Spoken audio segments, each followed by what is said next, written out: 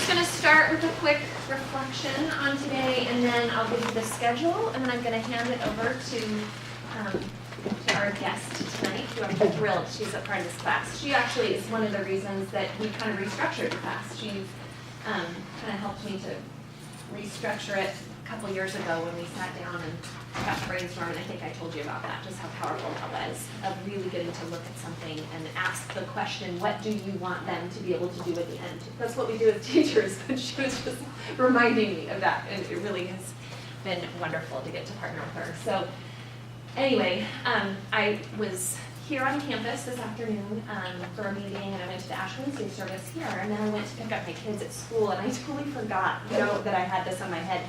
And my son kind of kept looking at me. It was one of those things where he's like trying to keep a normal conversation going, but kind of distracted. So anyway, I do recognize I have something on my head. So anyway, I wanted to share with you this reflection from a woman named Jan Richardson, just as our way to open up class today. This is a really beautiful, beautiful reflection on Ash Wednesday, but also, as I read it, I thought about the work that you're doing with students, and I think it really does apply to what you're able to bring to the classroom. So, all those days, you felt like dust, like dirt, as if all you had to do was turn your face toward the wind and be scattered to the four corners or swept away by the smallest breath, as insubstantial. Did you not know what the Holy One can do with dust? This is the day we freely say we are scorched. This is the hour we are marked by what has made it through the burning. This is the moment we ask for the blessing that lives within the ancient ashes, that makes its home inside the soil of the sacred earth. So let us be marked not for sorrow, and let us be marked not for shame.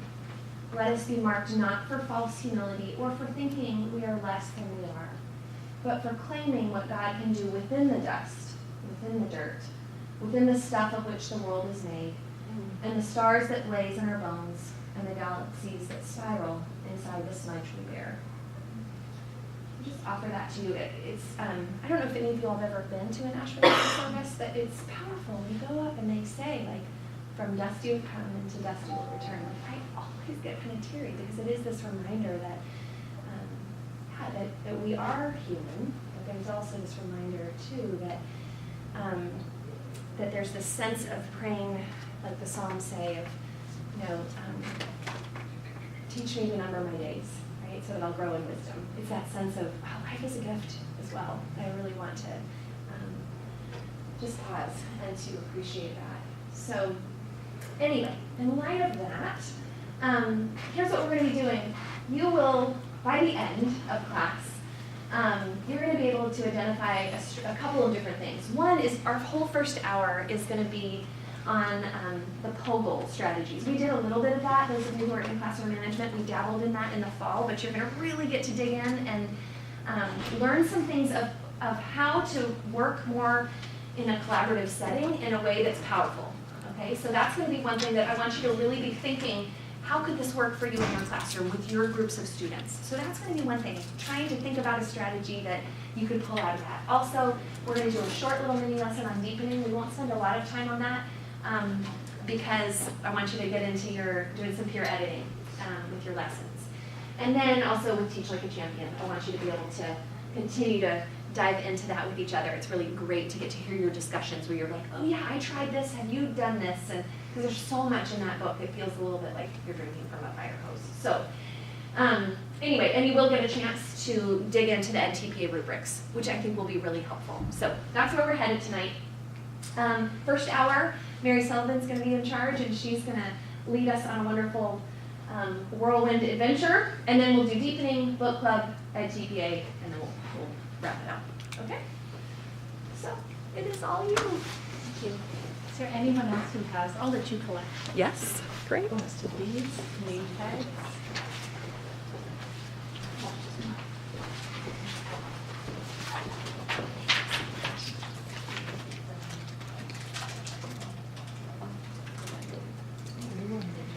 You have a remote, eh?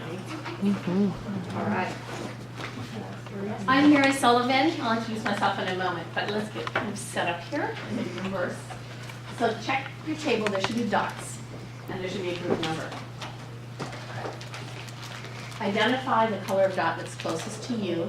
For groups of 3, we're going to have you do something a little bit differently. Someone's going to pull 2 dot colors, okay? Our attention signal for the next hour, I'll just raise my hand. You'll be mostly working and focused on working together. And so I don't want to be screaming above you. I don't do that. Although I have very good projections, I don't use it in my classrooms. And so just, if you see my hand raised, please just stop talking and raise your hand so that people around you get both a visual cue of an arm moving and an auditory cue of the sound on the floor. So whichever one is a better cue for you. And can you hold up your cups? Somebody can be in charge of those. Right now, a green cup means you guys are just doing fine. If at some point you're not doing fine and you'd like me to come and intervene, just put the red one on top. And that will tell me. And you don't have to like call out for me. Although I've been known to have people hold little cups up and do all sorts of things. Okay, so that's just kind of the logistics of how we're going to run for today. And here are your roles. I want to let you know there is no card for technician in this set since we're not doing a lab or a computer exercise today. But in your little bag, you will find roll cards. Please pass them out to people according to what dot color you are. And spend about 2 minutes reviewing your own roles. You don't need to know about the other people's roles at this point. Look up on the board.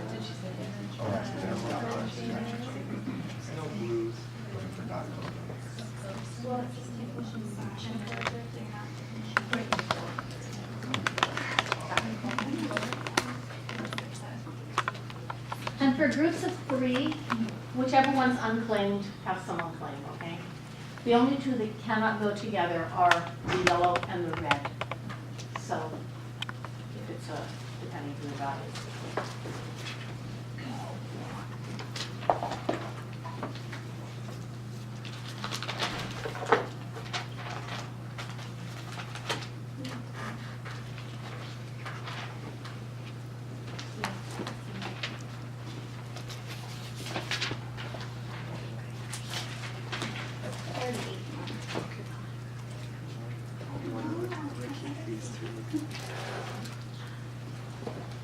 All right. You set on doing your duties, and you can keep those so you know what your duties are. Yes, I'm Mary Sullivan. I'm an adjunct here.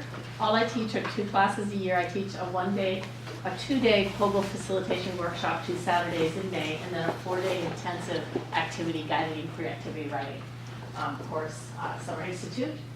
And I taught kindergarten through 12th grade over my career.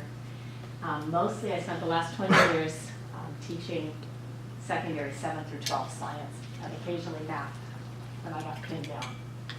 I think my favorite year is 7th grade, personally, science. So that's who I am. I had a different career before that. I didn't go into teaching until I was in my late 30s. So I had a first career doing field science. And then when my children got to the point where I couldn't keep that career going because of, honestly, prejudice, only 5% of my career was women. So there was no way to keep your licensure if you didn't work full time. So I switched careers. That doesn't happen anymore. Okay, in this next 45 minutes, here are your goals, and I'll let you read them.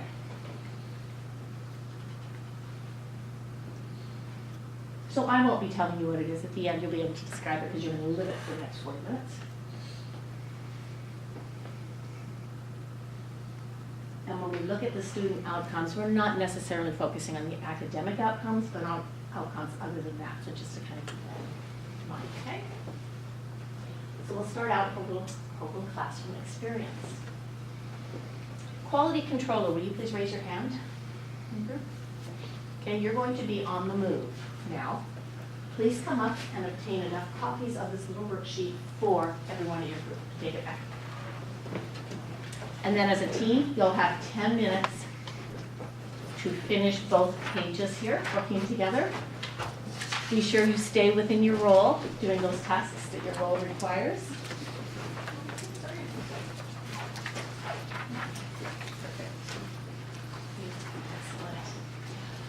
So managers, for a time point, it's now 5:11, so I will put up here 5:21, so that you know your team needs to be finished with both sides of this sheet. Well, I think it's 2 pages, 3 pages, 2 pages, by 5:21, timing wise, all right? And go. Okay, so when I read this first part, go ahead. So atoms, molecules, particles of matter. What do we call the smallest pieces of matter? Look at the things in this. But now, what does the reader role say? Read slowly enough that other group members can read along. Look at the things in So this you wanna group. read it all. They are all matter. Okay. When you look at these things with a microscope, could you see the individual pieces they are made of? No, the building blocks of matter are too small to see, even with the most powerful microscope. However, it is often useful to imagine them. In this activity, we'll explore different names that we use for the smallest pieces of matter. In this activity, we will explore different names that we use for the smallest pieces of matter. Alright, so we've got our models here, and then question 1. In model 1, there are 3 types of atoms. Some are labeled, some are not. Describe or draw below the shapes that are used in the model to represent the 3 types of atoms. Looks like circles, triangles, and Two squares. Match the symbol. combination. Okay, I saw those. Does it already correspond next to the shape?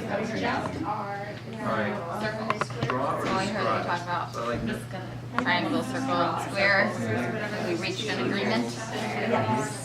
Alright.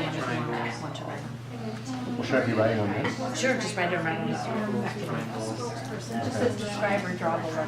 Or are we not supposed to write on this? Except I didn't think of. Yes, please do write Oh, on it. okay. I just noticed he wasn't drawing it. On his. In model 1, there are 3 objects.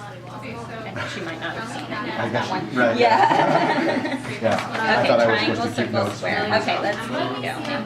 Match the symbols below with the 3 types of atom used in Model 1 by drawing the corresponding Match shapes. the symbols below with the 3 types of atoms used in model 1 by drawing the corresponding shape. Alright, so we've got